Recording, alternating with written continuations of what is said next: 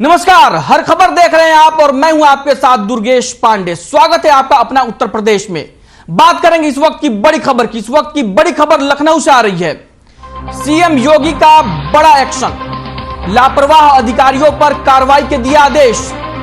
73 अफसरों को जारी किया गया नोटिस। न्याय में बाधा बन रहे अफसरों पर लिया गया एक्शन। जन समस्याओं के निस्तारण में देरी पर एक्शन। संतोषजनक जवाब नहीं देने पर कार्रवाई तय। 10 शासन स्तर के विभागाध्यक्षों और 5 कमिश्नरों को नोटिस। 10 डीएम, 5 विकास प्राधिकरणों के उपाध्यक्षों को नोटिस। 5 नगरायुक्त और 10 तहसीलदारों को भी नोटिस। पुलिस महकमे में 3 एडीजी और आईजी को भी नोटिस जारी। 5 आईजी और डीआईजी को भी नोटिस जारी। 10 कमिश्नरेट, एसएसपी और एएसपी को भी नोटिस जारी। 10 थानों से भी मांगा गया स्पष्टीकरण। लखनऊ से इस वक्त की बड़ी खबर हम आप तक पहुंचा रहे हैं।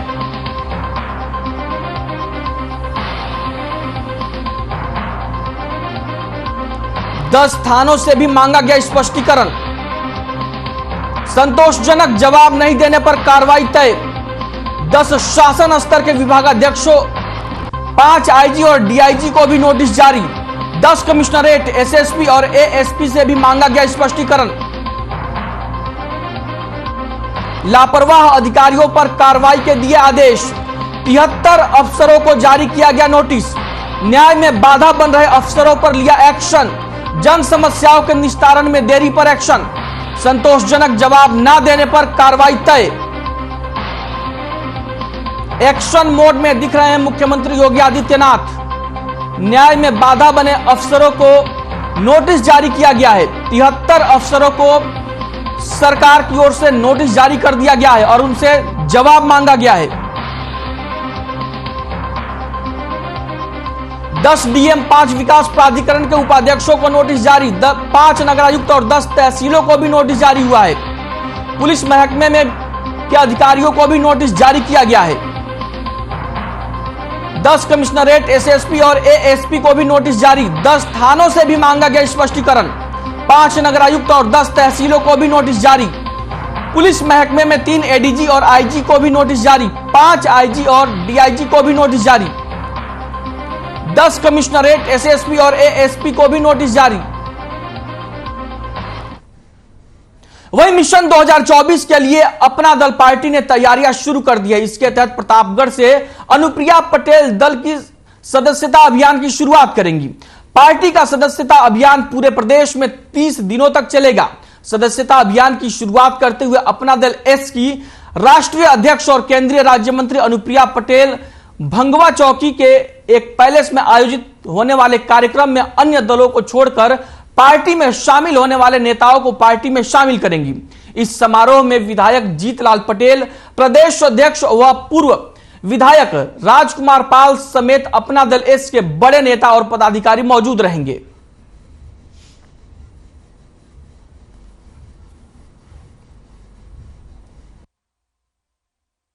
कल अपना दल एस का सदस्यता अभियान पूरे उत्तर प्रदेश में, जिसका शुभारंभ अपना दल एस की हमारी राष्ट्रीय अध्यक्ष और केंद्र की भारत सरकार राज्य मंत्री श्रीमती अनुप्रिया पटेल जी और उनके साथ हमारे उत्तर प्रदेश के कैबिनेट मंत्री और अपना दल एस के कार्यकारिणी राष्ट्रीय अध्यक्ष माननीय आशीष सिंह पटेल जी भी रहेंगे और सदस्यता अभियान का शुभारंभ किया जाएगा। वहीं मथुरा में आईजी नचिकेत झा ने बरसाना पहुंचकर राधाष्टमी मेले की सुरक्षा व्यवस्था का जायजा लिया। सभी पार्किंग, बैरिगेटिंग और मंदिर में जाने वाले सभी रास्तों पर खुद पैदल चलकर उन्होंने सुरक्षा व्यवस्था का जायजा लिया। आईजी नचिकेत झा का काफिला पुराने बस स्टैंड से बाग मोहल्ला होते हुए सीढ़ियों के रास्ते पैदल चलकर उन्होंने राधा रानी मंदिर वो पहुंचे। मंदिर पहुंचने के बाद श्रद्धा भाव के साथ राधा रानी के दर्शन किए। वहीं राधा रानी मंदिर सेवायत चंद्र गोस्वामी और मोनू शर्मा ने फूल मालाओं और चुनरी उड़ाकर उनका स्वागत किया।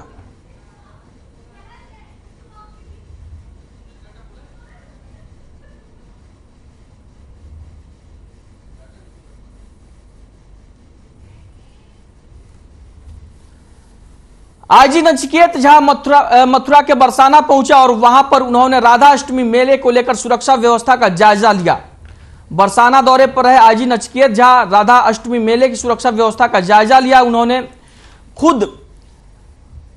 उन्होंने पैदल जाकर जगह जगह पर सुरक्षा व्यवस्था देखी। मंदिर में गए, राधा रानी का दर्शन किया और वहां पर भी आईजी का वहां पर सेवायत पुजारियों ने स्वागत किया।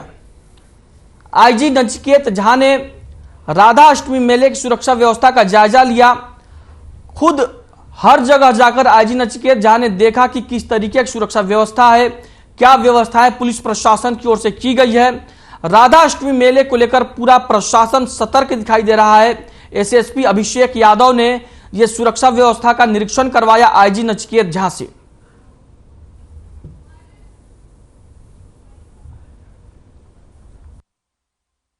देखिए, आज आईजी आगरा महोदय जो है, अभी जो आगामी राधा अष्टमी जी का त्यौहार है उसको लेकर यहाँ आए थे। उनके द्वारा सभी पार्किंग व्यवस्था, बैरिकेडिंग, कस्बे की व्यवस्थाएं, मंदिर की व्यवस्थाएं, मंदिर पे कंट्रोल रूम की व्यवस्थाएं, सभी चीज़ों को चेक किया गया, सभी चीज़ों को उनके द्वारा परखा गया।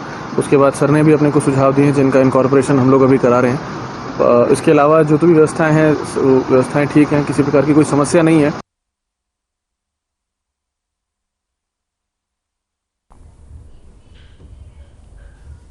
वहीं लखनऊ में 1 सितंबर से 15 सितंबर तक राजभाषा पखवाड़े का आयोजन किया जा रहा है, जिसको लेकर मंडलीय कार्यालय के सभागार में राजभाषा पखवाड़े कार्यक्रम का शुभारंभ हुआ। जहां कार्यक्रम में मंडल रेल प्रबंधक सुरेश कुमार सपरा ने हिंदी को लेकर अपने विचार साझा किए और रेल कर्मी से अपने सरकारी कामकाज के दौरान राजभाषा के इस्तेमाल पर बल देने को कहा। साथ ही कर्मचारियों से अपने रेल कार्य में हिंदी का इस्तेमाल करने की बात कही। इसके अलावा उन्होंने लोगों से आह्वान किया कि अपने दैनिक जीवन समेत अपने व्यवसाय, जीविकोपार्जन के साधनों और सेवाओं के दौरान हिंदी का इस्तेमाल की जाए।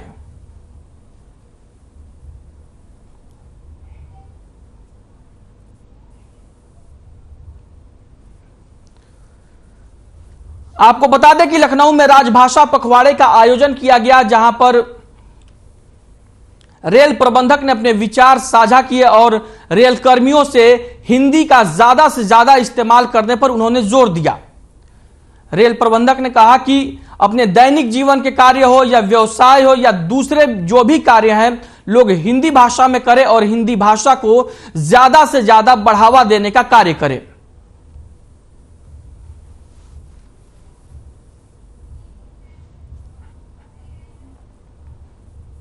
वहीं कन्नौज से स्वास्थ्य विभाग की बड़ी लापरवाही सामने आई है। आपको बता दें कि मरीज को लेकर जा रही एम्बुलेंस का रास्ते में ही डीजल खत्म हो गया। मरीज एम्बुलेंस के अंदर ही तड़पता रहा। बहुत समय के बाद चालक डीजल लेकर पहुंचा। ऐसी व्यवस्थाओं को देखते हुए स्वास्थ्य विभाग पर एक बड़ा सवाल खड़ा होता है। कन्नौज में स्वास्थ्य विभाग पर सवाल खड़े हुए हैं, जहां पर डीजल खत्म हो गया 100 वाट के एम्बुलेंस का और मरीज इस दौरान तड़पता रहा। एम्बुलेंस मरीज को लेकर जा रही थी, इसी दौरान उसका डीजल खत्म हो गया और काफी देर के बाद चालक डीजल लेकर आया और इस दौरान मरीज तड़पता रहा, जो कि सीधे सीधे स्वास्थ्य विभाग की व्यवस्थाओं पर सवाल खड़े करता है। कन्नौज में स्वास्थ्य विभाग की व्यवस्थाएं बदहाल दिखाई दे रही हैं। कन्नौज से स्वास्थ्य विभाग की बड़ी लापरवाही सामने आई है। इसमें सवाल यह भी है कि आखिर चालक को क्यों नहीं पहले से पता था कि एम्बुलेंस में कितनी डीजल है, नहीं है, उसने जायजा नहीं लिया था, उसने देखा नहीं था और मरीज को लेने पहुंच गया और उसके बाद हालत यह हो गई कि रास्ते में ही एम्बुलेंस का डीजल खत्म हो गया और जिसके कारण मरीज एम्बुलेंस में फंसा रहा और तड़पता रहा।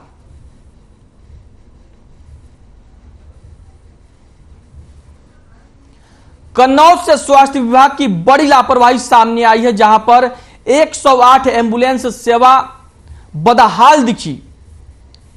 एम्बुलेंस का डीजल खत्म हो गया, जिसके चलते मरीज को तड़पना पड़ा। स्वास्थ्य विभाग की यह बड़ी लापरवाही है। चालक ने भी ध्यान नहीं दिया था कि डीजल है एम्बुलेंस में या नहीं है, जिसके चलते रास्ते में ही एम्बुलेंस का डीजल खत्म हो गया और जिसके बाद मरीज तड़पता रहा रास्ते में।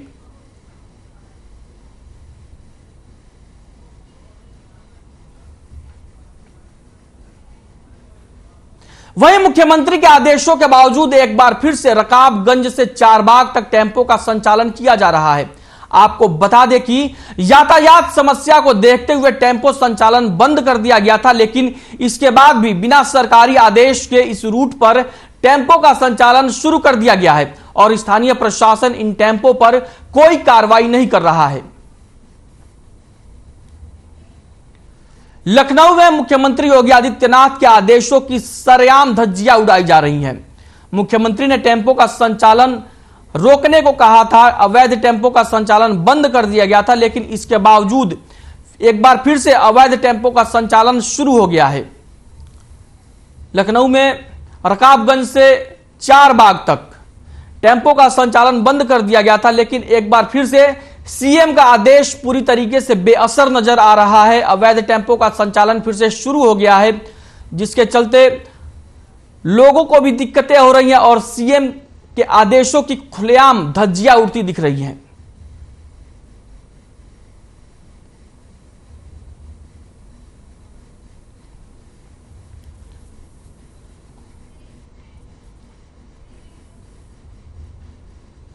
लखनऊ के आलमबाग थाने में गाड़ी भिड़ने को लेकर विवाद में पीड़ित ने पुलिस पर संगीन आरोप लगाते हुए कहा कि इस मामले को लेकर बीजेपी नेता और पुलिस रिश्वत मांग रही है और पीड़ित की शिकायत दर्ज नहीं की जा रही है। मैं इनको लेने आया, तो यहाँ पे मैं आया, इनसे बात किया, उन्होंने अमरनाथ चौरसिया जी ने मुझे उठा के अंदर बंद कर दिया, मेरी कॉलर पकड़ के हमें ढकेल के अंदर बंद कर दिया। कह रहे हैं तुम कुछ भी हो, जिसको बुलाना बुला लो, जो छुड़ा पाए छुड़ा ले, अब तुमको भी तीनों को बंद करो। सारा 2-3 लोग खड़े थे, मैंने पूछा क्या हुआ, तो उन्होंने कहा कि ये 500 रुपया मांग रहे हैं। ब्रेक के बाद स्वागत है आपका। यूपी के संभल में नई नवेली दुल्हन के नकदी और घर से जेवरात लेकर प्रेमी के साथ फरार होने का अनोखा मामला सामने आया है। हल्लू सराय में रहने वाले अंकुश ने पुलिस में शिकायत दर्ज करवाते हुए बताया कि उसकी पत्नी मनीषा ने घरवालों को दूध में कुछ नशीला पदार्थ मिलाकर पिलाया और घरवालों के बेहोश होने के बाद मनीषा घर में रखे 70,000 रुपए और सोने चांदी के आभूषणों को लेकर अपने प्रेमी के साथ फरार हो गई। सुबह पीड़ित के परिजनों ने दुल्हन को घर में न देखकर आसपास के सीसीटीवी की जांच की तो उसमें एक युवक घर के बाहर इंतजार करते हुए दिखा और दुल्हन उसी युवक के साथ नकदी और जेवर लेकर फरार हो गई। पुलिस ने पीड़ित की शिकायत पर मामला दर्ज कर जांच शुरू कर दी है।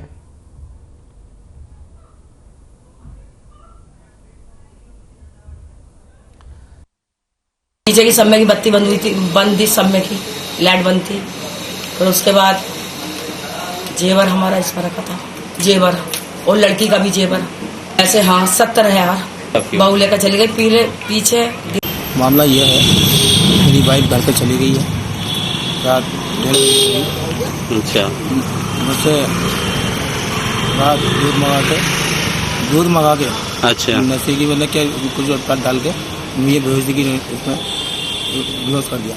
मेरी शादी 10 मई 2022 मध्य प्रदेश ग्वालियर।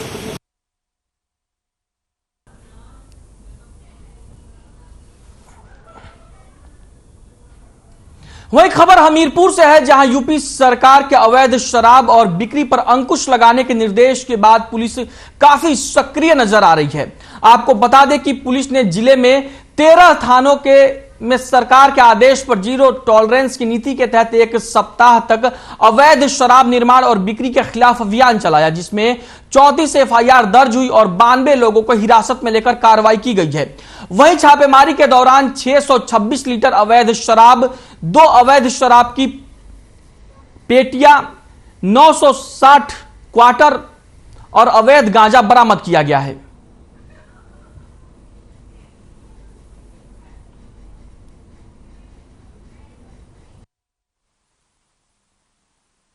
उत्तर प्रदेश सरकार के आदेश के क्रम में समस्त प्रदेश में अपराध एवं अपराधियों के प्रति जीरो टॉलरेंस नीति के तहत दिनांक 24 अगस्त से 31 अगस्त तक 1 सप्ताह का नशीले पदार्थ एवं अवैध शराब निर्माण एवं बिक्री के विरुद्ध अभियान चलाया गया, जिसमें जनपद हमीरपुर में 34 अभियोग पंजीकृत किए गए। कुल 92 अभियुक्तों को गिरफ्तार करके न्यायिक हिरासत हेतु भेजा गया। वहीं गुरसहायगंज कोतवाली पुलिस ने 2 गांजा तस्करों को गिरफ्तार किया है। गिरफ्तार महिला और युवक के पास से पुलिस ने 1 किलो 250 ग्राम गांजा और 300 ग्राम नशीला पाउडर बरामद किया है। पुलिस ने बताया कि गिरफ्तार तस्कर लंबे समय से अवैध नशे का कारोबार कर रहे थे। पुलिस ने गिरफ्तार तस्करों के खिलाफ मामला दर्ज कर जांच शुरू कर दी है। कन्नौज में पुलिस को बड़ी कामयाबी मिली है, जहां पर पुलिस ने 2 गांजा तस्करों को गिरफ्तार किया है।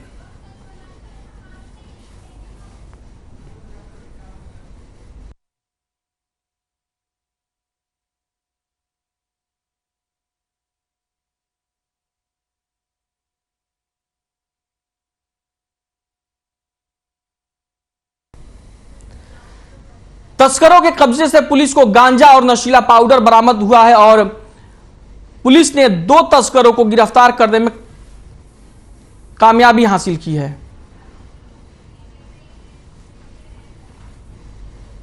लखनऊ से इस वक्त की बड़ी खबर आ रही है। लखनऊ एयरपोर्ट पर कस्टम को मिली बड़ी सफलता।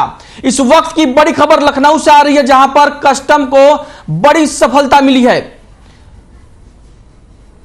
लखनऊ एयरपोर्ट पर कस्टम को मिली बड़ी सफलता। एक यात्री के पास से 86,70,000 का सोना बरामद। सोने को बेल्ट के पीछे छिपाकर लाया था यात्री। सोना बरामद होने के बाद एयरपोर्ट पर यात्री को किया गया गिरफ्तार।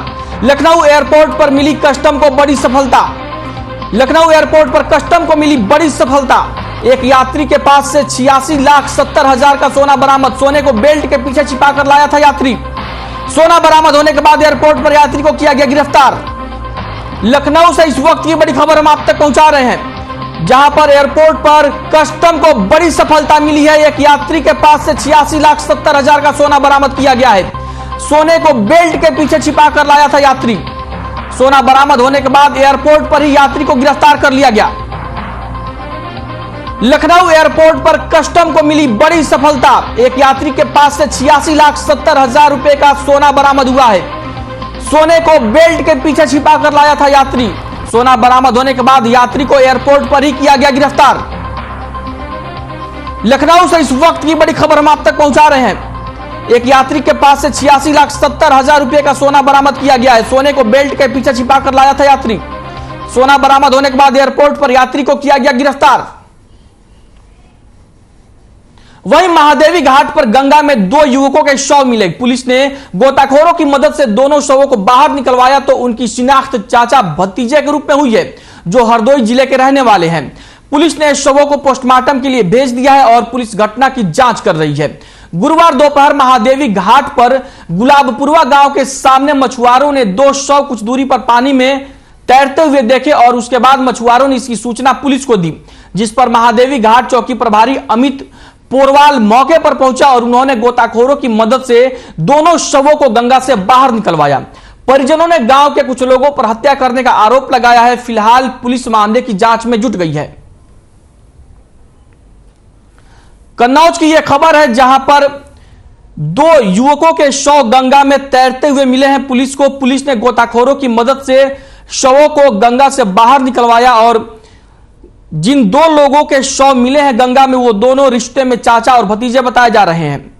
हरदोई के दोनों युवक हैं जिनका शव मिला है।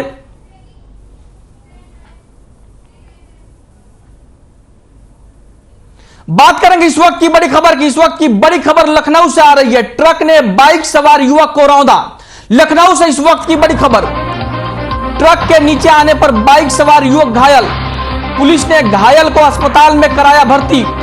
ट्रक चालक ट्रक को छोड़कर हुआ फरार। ट्रक को कब्जे में लेकर पुलिस आगे की कार्रवाई में जुटी।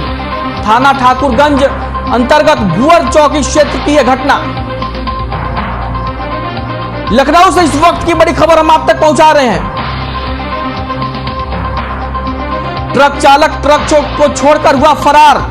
थाना ठाकुरगंज के अंतर्गत की यह घटना है। ट्रक ने बाइक सवार युवक को रौंदा। ट्रक के नीचे आने से बाइक सवार घायल। पुलिस ने घायल को अस्पताल में कराया भर्ती। ट्रक चालक ट्रक को छोड़कर हुआ फरार। थाना ठाकुरगंज अंतर्गत का यह मामला है, जहां पर ट्रक ने बाइक सवार युवक को रौंदा। ट्रक के नीचे आने से बाइक सवार युवक घायल, पुलिस ने घायल को अस्पताल में कराया भर्ती। ट्रक चालक ट्रक को छोड़कर हुआ फरार। थाना ठाकुरगंज अंतर्गत भुअर चौकी का यह पूरा मामला है, जहां पर ट्रक ने बाइक सवार युवक को रौंदा है। लखनऊ से इस वक्त की बड़ी खबर हम आप तक पहुंचा रहे हैं। वहीं प्रदेश की राजधानी लखनऊ में एग्री जॉन डियर इंडस्ट्रीज ने गौरव दिवस मनाया। इस अवसर पर किसानों के लिए हाईटेक सुपर सीड्स लॉन्च किया गया और साथ में किसानों को उपयोग में आने वाले अन्य महत्वपूर्ण यंत्रों को भी लॉन्च किया गया। इस कार्यक्रम में अपर मुख्य सचिव संजय आर रेड्डी मुख्य अतिथि के तौर पर शिरकत किए। इस मौके पर बीएस इंडस्ट्रीज पटियाला के प्रबंधक निदेशक जतिंद्र पाल सिंह ने बताया कि नया सुपर सीडर एक बहुउद्देशीय नए युग की मशीन है। इसे किसानों की विभिन्न संस्थाओं को ध्यान में रखते हुए तैयार किया गया है, जिससे किसानों को फायदा मिल सके।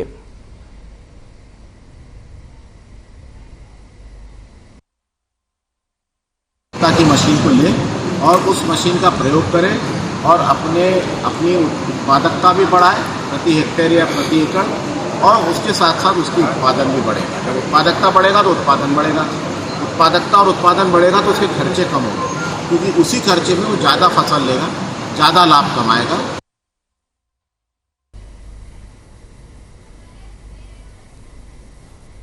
वहीं संभल की उपनगरी सराय तरीन में जय श्री गणेश सेवा समिति की ओर से विशाल और भव्य शोभा यात्रा निकाली गई, जिसका शुभारंभ सराय तरीन चौकी प्रभारी सुंदरलाल और समाज सेवी सचिन शर्मा ने फीता काट कर किया। शोभा यात्रा जय श्री गणेश सेवा समिति सराय तरीन के तत्वाधान में निकाली गई, जो तीर्थ मंदिर से प्रारंभ होकर अपने गंतव्य स्थान पहुंची। शोभा यात्रा में सर्वप्रथम श्री गणेश भगवान की झांकियां दर्शकों को मनमोहित कर रही थी।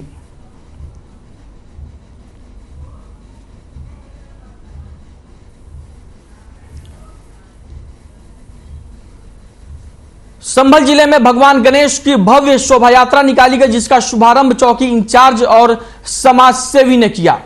जिले में गणेश महोत्सव की धूम देखने को मिल रही है और इसी के तहत शहर में शोभा यात्रा निकाली गई।